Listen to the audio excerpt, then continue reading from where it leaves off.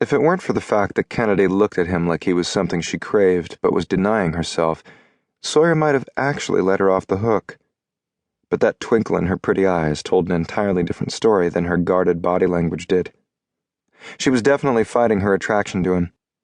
In fact, he was beginning to wonder what it would do to her if he dipped himself in chocolate.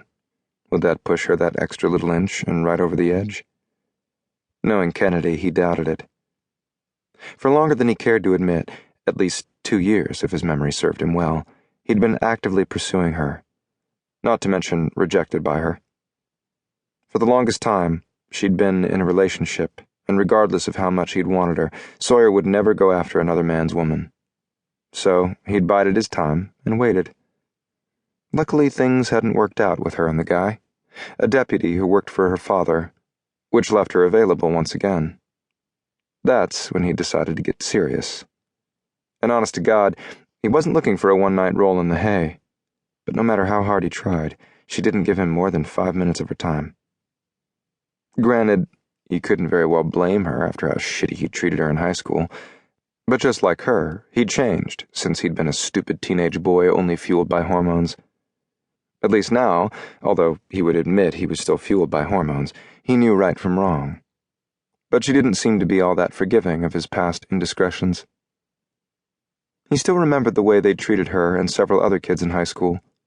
It was certainly nothing to brag about, and truth be told, those memories, as well as additional events that had taken place after he'd left high school, had set him on the straight and narrow.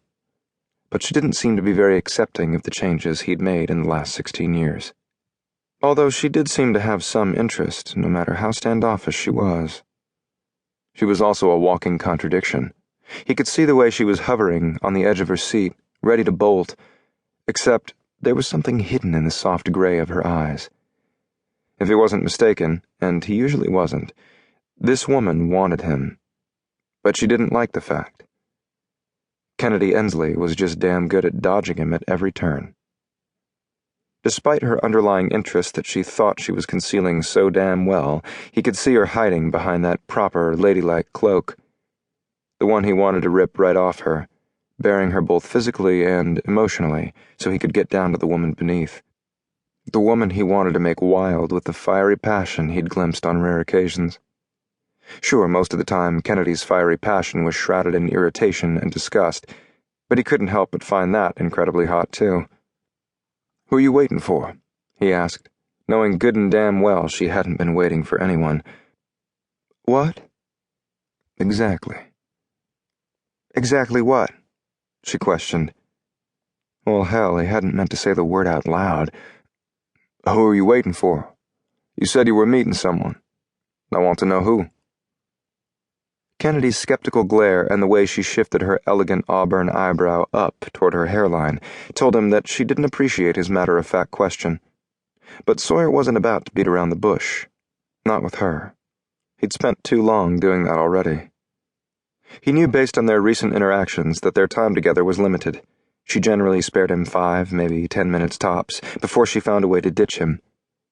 As soon as she found a legitimate out, she would be gone, leaving him to sit at the table and watch her for as long as he could stand it.